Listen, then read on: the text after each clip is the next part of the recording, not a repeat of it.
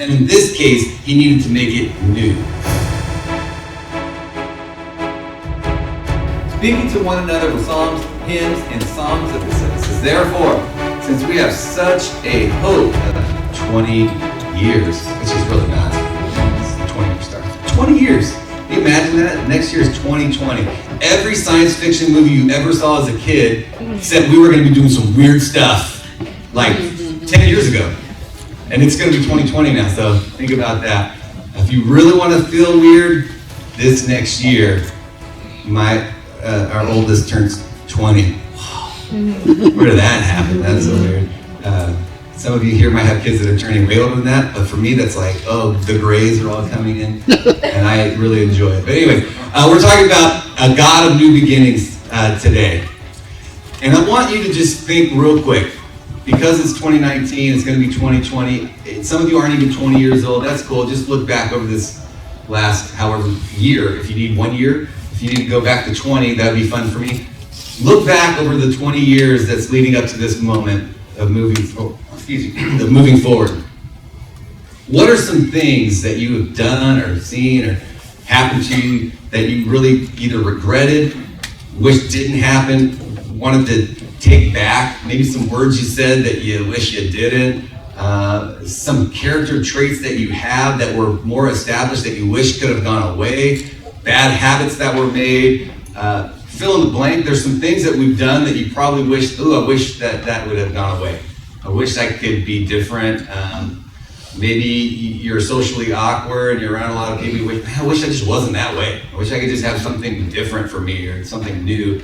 I want to talk today about like how God offers us new beginnings. God offers us a chance to be made new because he has already done that for us. We have been made new the moment that we had accepted Christ. Maybe some of you aren't there yet, and that's okay. You need to, maybe you're studying more, you're trying to figure some things out. Hopefully today will kind of squash some of those things that you've been thinking about that are holding you back. But when we accepted Christ, we were made new. We were made a new creation. That we were called that our old self, we get to put that off and be made new in Christ. That when we were baptized, we are clothed in Christ. There's a lot of imagery that goes with that. But I want to go back even further to a time just to give you an illustration, and it's about Jeremiah. So we're going to bounce around a little bit today. Jeremiah had some concerns. He's called the weeping prophet.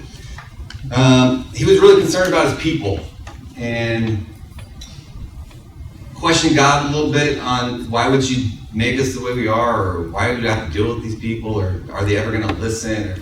And then there's calls for like justice and other things that are happening. He questions God a little bit, and God brings him to a place. So I'm going to do that a little bit this morning. It's time for illustrations, but I don't have a high enough table. So some of you in the front row got here for the good seats. Those in the back, I'll make it where it's close enough where you can see it on the video later. Let's do this. Talk amongst yourselves for 30 seconds.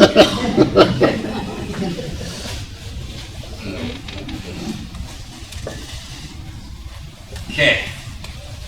I'm going to channel my inner Patrick Swayze and Demi Moore here to get this. Okay. Let's read this first. This is what God tells Jeremiah in chapter 18, verses 1 through 6. It says, "This is the word that comes to Jeremiah from the Lord. Go down to the potter's house, and there I will give you my message. So I went down to the potter's house, and I saw him working at a wheel." You will see me working at a stool, but it's... but the pot he was shaping from his clay was marred in his hands. So the potter formed it into another pot, shaping it as he seemed best to him. Okay, let's do this. This is what happens. Okay. I'm just going to go with this much. Anybody ever, I'm not using a mic, but you can hear me. Anybody ever worked with clay before? Yes. Okay. Any of you who haven't? You're missing out. Good. Medium. There are times when we're making things and we're molding it and we have an idea in our head. You just do. You're like, before you start, you usually go, this is what I'm gonna make. If you don't, you are like that free form artist. I like it. Creative. I make it up as I go.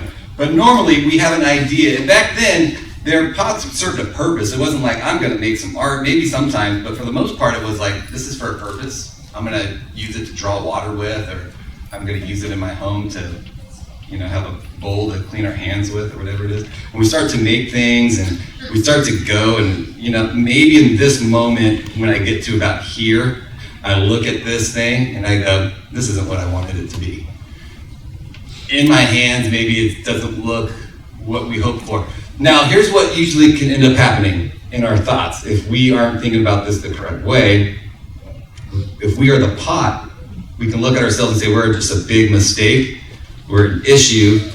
I wasn't made with the perfect form that I was hoping for. And we start to question the person making it. And we say, why would you make me this way? Or what happens in this moment? Or maybe because I'm flawed, you're just gonna throw me away. But how many of you ever work with clay? Again, what is the beautiful thing about clay that usually you do? A lot of times, in order for us to really, fix the problem, we do something as the creator of this. Anybody? You smash this thing down. You flatten it back down. How many of you here, when asking God, why have you made me this way, are really hoping to get smashed back down? Flattened back down. You know what? Some of us, maybe we're there for that. Like, yeah, reshape me. But we don't understand that also with reshaping, it's not probably the most pleasant thing in the beginning for us. Being reshaped into what we were supposed to be takes some work, and sometimes we're already solidified and we're not necessarily really soft like this, and it's more of a chiseling. It's more of like taking off the imperfections that you've decided to hold on to that Christ has already taken away. But sometimes it's just a remolding. It's a restructuring of what you were supposed to be. It's smoothing out the edges. It's looking back at it and saying, I want to put you into the form that I intended for you to be from the beginning.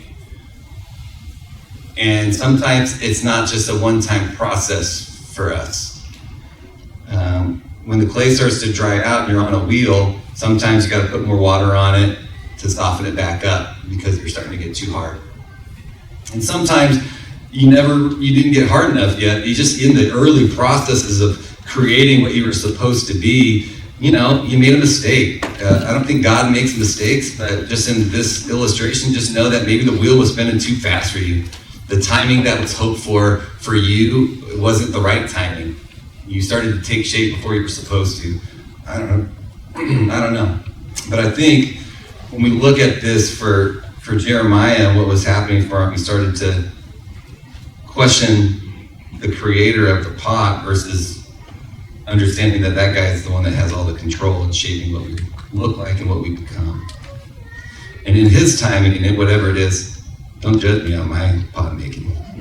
I can always flatten it and start over. I'll leave this here for a second. This is my bowl. If you want to see better clay making, I make a lot of clay with students. Some of them are more fun than others. I'll show you pictures. If you don't believe me, it's okay. So he said, but the pot he was shaping from the clay was marred in his hands. So the potter formed it into another pot. Not the same one. It wasn't the same. Wouldn't it be weird if God just made them the same way? What would happen if we were the same way? We'd probably fall into the same stuff. The same issues, have the same marring on us. But instead, he flattens it and creates another one, a new one. And it says, as seemed best to him. Not the pot, not best for the clay, best for the one creating it, to serve the purpose that he wanted it to serve. So I want to challenge us in a little bit. We're going to look at some different things moving forward, about a couple of other things that I think are important for us on how to move forward, how to become new, how to have a new beginning. Is there things that are required from us? What is required? But the first thing is to surrender and to submit. In this moment, He needed to understand that the person forming the clay had a purpose for what it was to be. And in this case, he needed to make it new. It doesn't stop there though. It says, then the word of the Lord came to me and he said, can I not do with you, Israel? This is to all the people. God is using Jeremiah to talk to his people, as this potter does. Can I not do with you? Can I just call us as, today, our church, I'm going to speak bigger, but let's just go with us first. Can God not do with us what he does, what this clay maker does with this clay? Declares the Lord. Like clay in the hands of the potter, so are you in my hand, Israel. The first step of understanding that we can have a new beginning, that we can be made new, is to understand that the one who is in control is the creator of everything. And in the beginning, God's power is so big that he speaks and life happens. But yet, over and over again, us mere dumb, mortal people, we question God over and over again. And we have better ideas. God, if you just do this, my life would be so much better. How many of you said that prayer? Especially when it's like, God, if you just gave me more money in my life. This is like the biggest trap of Satan ever. Like more money, according to P. Diddy, means more problems. But maybe you don't know that, that's okay. The thing that comes with this world is the issues that we think fix it are worldly things. But if we take a step back and we let God speak to us, he might just be telling you, let me give you the shape that I have for you, that you may serve in the best way that your shape was meant to be. The first step of us understanding that a new beginning is available or possible is to allow the hands of God to mold you into the shape that he had planned for you from the beginning. And it does not feel good all the time. Sometimes it is a stretch.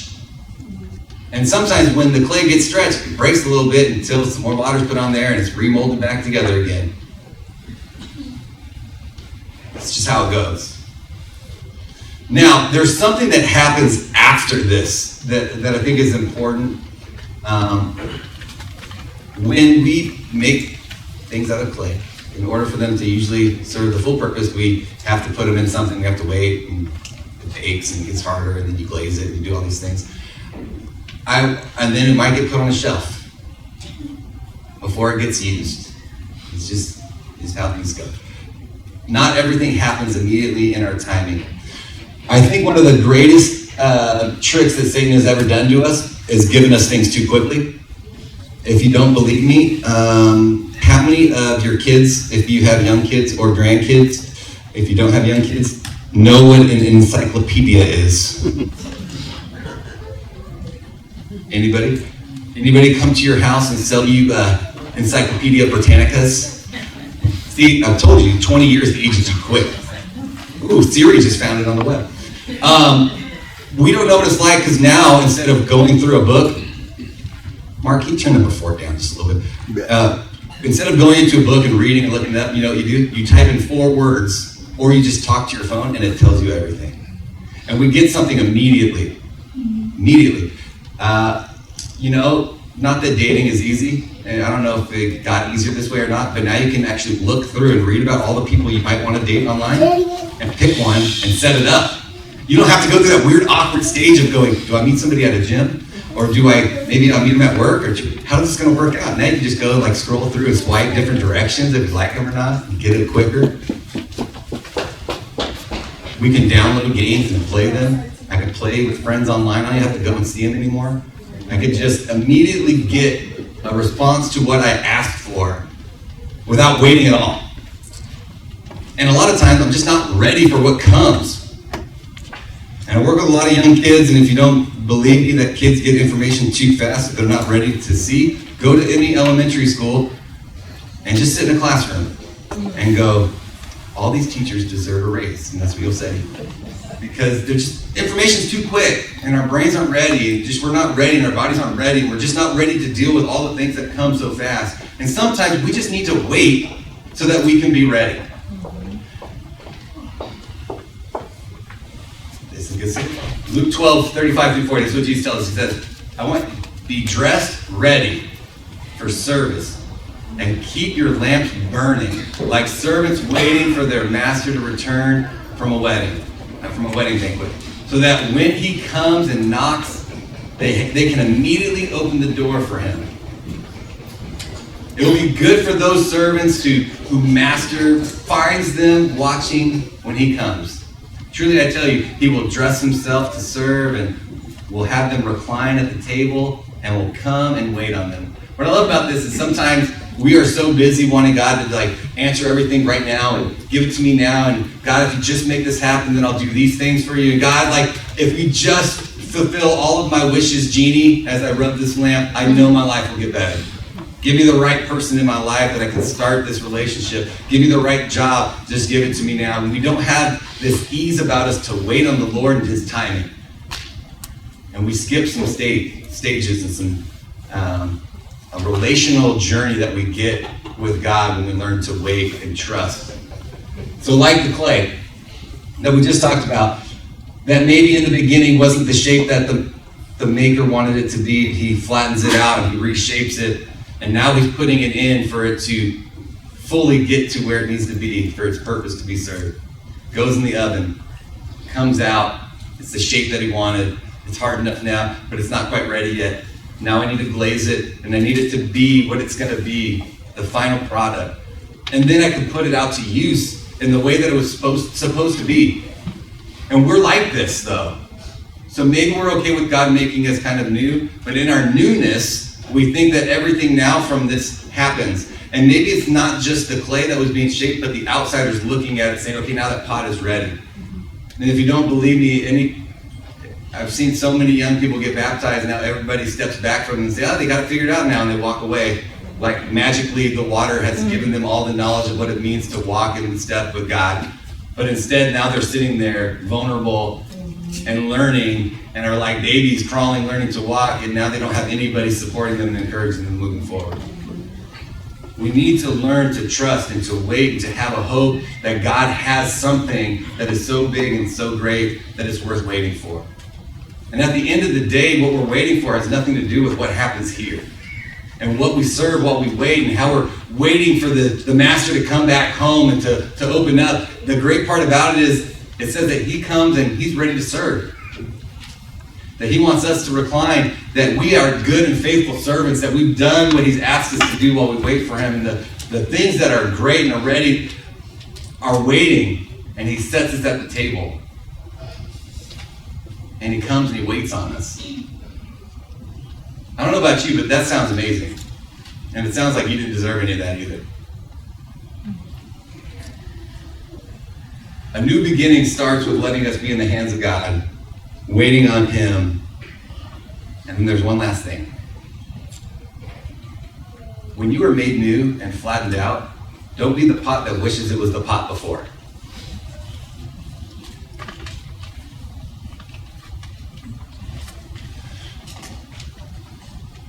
We get in trouble when we become people who, as we start our transformation, we look back and wish we were like we were before we started to be new.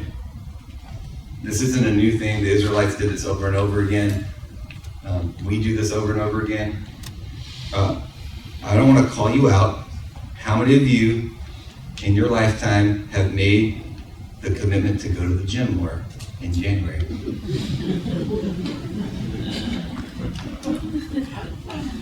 How many of you decided this year, I'm going to run every day? This year, more salad, less hamburgers. Stop lying to yourselves. You're going to go back to those things unless you really commit to a change. But the change won't happen if you're doing it by yourself. A lot of times what happens is this. You start the change, and you're like, you see a little bit of results, and you're like, oh yeah, this is why I did this. And then something happens where you skip a day, and you're like, oh, you remember how easy it was to go to whatever instead? Or you remember how easy it was, like I was going to read the Bible all the way through this year. And then I realized how long it was. You might have been that person, and you got about Leviticus, maybe. Leviticus. Maybe you got to Lamentations. Or maybe, I don't know, you got to a point you're like, I'm good. I'm going to go back to watching TV. Because that is what I like and it's comfortable for me. And we go back to those things.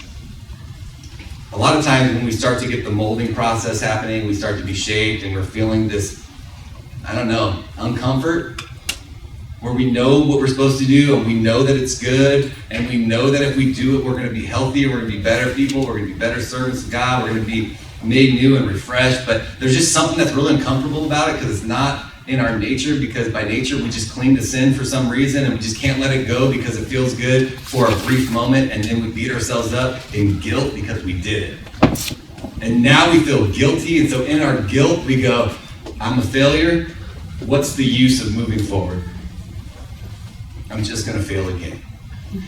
Part of a new beginning, besides like knowing that we need to be reshaped, knowing that the master controls this, he's not done with us until he's done with us, that maybe you're like just the one-time repurposed pot. Maybe you're the one that he just had to keep refixing over and over again. Like, that just wasn't good enough. Nope, I have that. Nope, I can do. Nope, not ready. Maybe that's you. But what I do know is he is faithful. That he doesn't give up. But what he wants you so desperately to get is that you will never be better or new if you keep looking to your old you. So for example, if you are the one that wants to go to the gym to be in better shape, to fill out all of those tank tops that you've been saving, I don't know. If you go in with the same process that you've gone in with every year, and you've been doing this for, let's just go with our 2020 theme, for the last 20 years, you're like, this is the year though. And you get in there for a week and you realize that on your own you just can't do this. Can we stop and realize that if you do the same thing over and over again, but you're expecting different results, what are you? You're crazy. That's not me saying it. The internet, if it's on the internet, it's true. We can't want the same action to cause a different result. If we do, we're going to get the same result, and guess what it's going to lead us to? Giving up. And we're going to be afraid to keep continuing. Now, if what you want to change is something really a lot more serious than just going to the gym, because to be honest, the gym is cool and all, but I'm sure a lot of us in here, we might have some things that are really needing to be changed in our lives. Maybe you just haven't been able to forgive yourself because of something that you've been holding on to that you think is your fault. Or maybe you're not able to forgive somebody else because they hurt you and you're like, they don't deserve my forgiveness. Or maybe for you, you're just super insecure about who you are and you feel like God made a mistake when he made you. Or maybe it's you were born into a family that you just questioned God over and over again. Why did you let me be born into this family? Because they're mean. Or can we just keep going? I could go forever. I know all of us have something. There is something big that you have not allowed God to take from you. Maybe you are very mature in your life and you are wise and you've given God a lot of your stuff. Now your job, wise, sage in the goodness of God, is to look at other people who are struggling with what you struggled with. Scripture tells us that sometimes we go through these trials so that we can use what we've learned to overcome it to pour into other people that they may know how to overcome it too. Or maybe just to be encouraged that it's just not over yet. You're not done yet. Life continues, even though at this moment you wish it would end. We need to be able to look at our past and say, the past doesn't dictate who I am in my future. And I hope it doesn't dictate who you feel about yourself currently. However, you know what you can do with your past? You can become an amazing person by how you have overcome some of the things that you had to learn in your journey to this point. Now, like I said, each of us are at a different point of the race. Some of you just started, right? You just started to take a run. And you're going to make some big mistakes in your life and in your faith. And you're going to doubt some things. I need to just give you this message for you today. Like, those are normal things. God doesn't give up on you when you stumble with some doubt. Through your doubt, he's going to build you up, and you're going to find that his strength is made so much bigger in your weakness in the moment. Some of you who are further down this race, on your next lap around, can you pick that person up and say, hey, I've already done this lap. Let me show you where the potholes are. Can I guide you through them a little bit? Hey, the person who's on the third lap, can you come alongside and maybe give some water to those people who are dying over there because they're just so thirsty? We can help out by saying, I've been where you are. And maybe you haven't. And you can say, man, I haven't been where you're at, but I'm praying with you and I love you through this. How can I help you? Can I I'd be a part of your life. And I share some life to you. This is what Paul says. He's telling this group in Philippians. He's letting them know that you are not who you used to be. When you heard about this Christ, you became different. You are no longer who you thought you were. Now that you know who Jesus is, you now can be new. But here's something that we got to understand. The journey to move forward, you need to be humble enough to know that you don't have it all figured out yet either. So that person who I said was on the second lap, guess what? 2 laps does not end the race. We are running a marathon, not a sprint. We do not have this all figured out, but I know you have some things figured out, maybe a little bit more than those who are just starting. And Paul lets them know, as much as I'm pouring this wisdom into you, I do not have everything figured out on this journey. He says, brothers and sisters, I do not consider myself to have yet taken hold of it, but there is one thing that I do. Paul, a lot of times, will talk about something that's like a trustworthy saying. He says that a couple of times. Can I tell you, this is a trustworthy saying?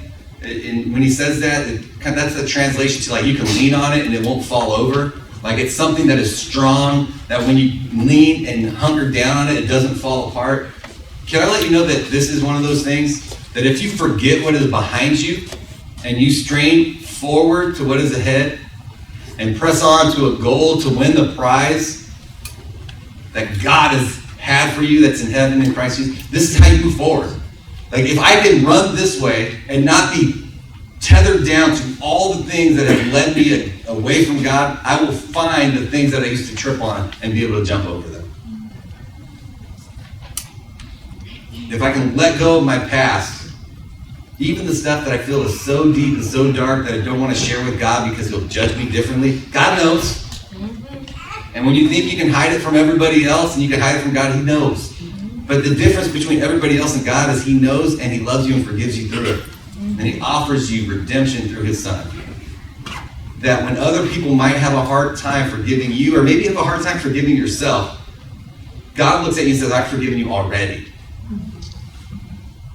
Let's move together. Let's move forward. You are now made new. I love the song, Steadfast Love of the Lord. It's also a scripture, so if you ever feel like you don't have scripture memorized, just start singing songs, because a lot of them are right out of the Bible. It says, the steadfast love of the Lord never ceases. His mercy never comes to an end. They are what? They're new every morning. Great is thy faithfulness. Whenever we start to feel like we are so far from God, or we made the mistakes that we think are unchangeable, that we have been, I don't know,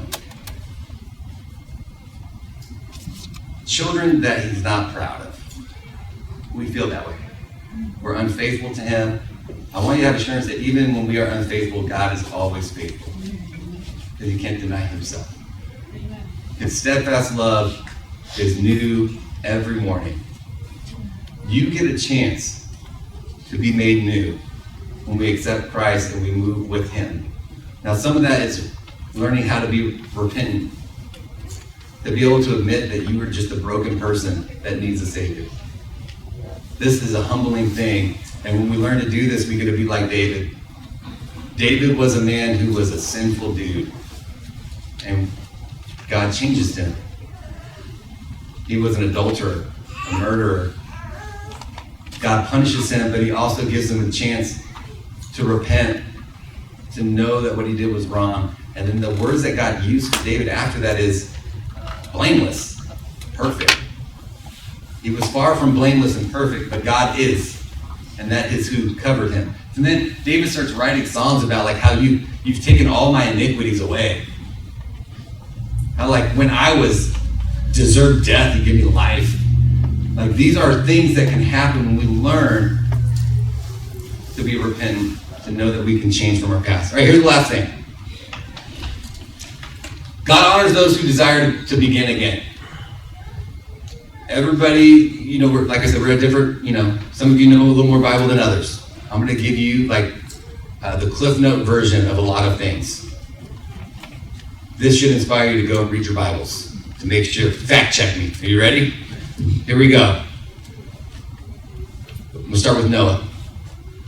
I think Noah was just an okay guy, but everybody else was really bad. So God chose Noah, who was just an okay guy, because later we find out Noah likes to drink. But God started the whole world over with Noah. Okay, just go with that. Moses was a very angry dude. Mm-hmm.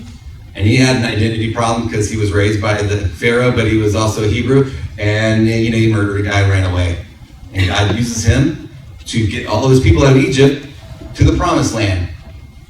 And Moses goes from a guy who doesn't really know his place or purpose to being called a friend of God, not just a prophet, but a friend, the only one who has seen me, like the most humble man to walk the world. He wanted to be made new, but it wasn't in his timing, and it didn't want to do it. He asked for anything. I'm not the guy. God honors those who eventually desire to begin again. Keep going down. I'll go all the way to the New Testament. Peter. Peter has a great start. So good that Jesus says, you're the rock that my church is going to start on. But then he also denies that he even knows who Christ is. And at even one point, Jesus looks at him and says, get behind me, Satan. That doesn't sound like a rock that the church is going to be built on. But at the end, after Jesus is resurrected, he's sitting on a shoreline when they're out fishing, trying to kind of grieve out this loss of Jesus. They see him there. And there's just, do you love me? Peter, do you love me? You know I do. Do you love me? It's like this 3 times. Do you love me? Feed my sheep. Do you love me? Take care of my sheep. Do you really love me? I'm giving you this chance to start again. And if you love me, start again, but do it better. Woman at the well, lady who was caught in adultery. Guy who was bombarded with a bunch of demons inside of him. Jesus has a knack for helping people start over, but to start new because they met him. And he asked them to keep going and sin no more. But he knows you're going to, or he wouldn't have had to come. But he came so that we can be made new. This is our challenge, and we're going into a new year. It's our last year of a decade. It's our last year of, we're going into 2020. It just seems like there's no time better than now. But I don't want you to wait 3 days to do this. I want you to start today. I want you to start looking into yourself and say, do I desire to begin again? Do I desire to be made new? Can I let go of the things that I think make me who I am, but I know they're not of God, and let those go? Can I control my tongue a little bit better? Can I put in a filter that doesn't just say everything I think people need to hear, even if it's vulgar, it doesn't bring joy to anybody's life or encouragement? Can I hold back on that? If I struggle with some form of addiction, whatever that is, and you can't live without it, can we step back from that? Ask for help. Maybe you're struggling with mental illness and you're afraid to ask for help. Can you stop? I love you enough to help you now than to wait too long and something else goes down. Can we make those commitments to each other? That I want a new beginning and a new start. If I'm having relational issues, can I get the help that is needed to help the relationship before it goes too far? And I say, oh, didn't make it. Hey, parents, kids are hard to raise. There's some people in here who have more patience than you that might be able to help you. Can you ask for help? Can we move forward together? People who need a new job, can we not make excuses why you can't get a job? Can we look for something that might be out there for you? Can we ask for help? Or can you be content with what God has already put in front of you and work hard at what he's already given you? We have this opportunity every day, not just because we're going into a new year, to be made new because Christ calls us to be new in him. And it's difficult. And he might have to shape us and flatten us back down again and start over, because his timing is way better than ours. Let's go to God in prayer. Dear Father, Lord, you're an amazing God, and we don't deserve any of you. But we're so grateful that you would be willing to hand make us. That what David said is so true, that you know my inmost being, that I'm fearfully and wonderfully made because you knew everything about me before I was even in my mother's womb. You have my days written in your book. You know everything about me. And I know that when you created us, no matter which direction we choose to go, that you have said it is good. I just pray that each of us here don't find a way to move away from you, but you put people or situations or things in our life that steer us directly to you, and our hearts are so open to receive it, God.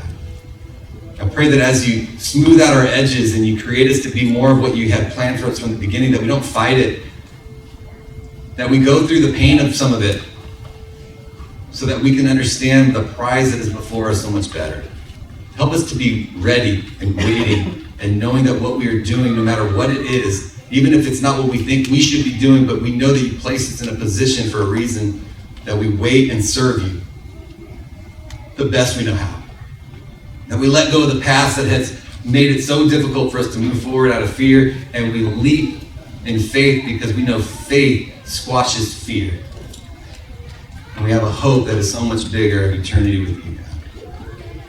We're so grateful. God, I pray that this new year brings new life into some dry bones. That the life that you give us rekindles families, relationships, that maybe you breathe into some people the financial help that they needed and new jobs, or maybe it's just they've learned to grieve finally out something, or they mature. That not everything is always about them, or whatever it is that we're struggling with, God, I pray that you give us that. But if it's time for us to wait on that a little bit more, give us patience and give us comfort. Again, God, we're so grateful you give us another day, that your mercies are new every morning, and I'm so thankful for your faithfulness even when mine is a struggle. And God, we give all these things to you, and it's only through your Son that this is heard, and that we are saved and even brought before you as holy and sanctified people. And I pray that we live in that we celebrate that, and that we cherish each moment we have with you, God. So you call us home as your good and faithful servant, where we get to recline at the table and be served a feast that we did not even deserve to be at, but you loved us and invited us anyways.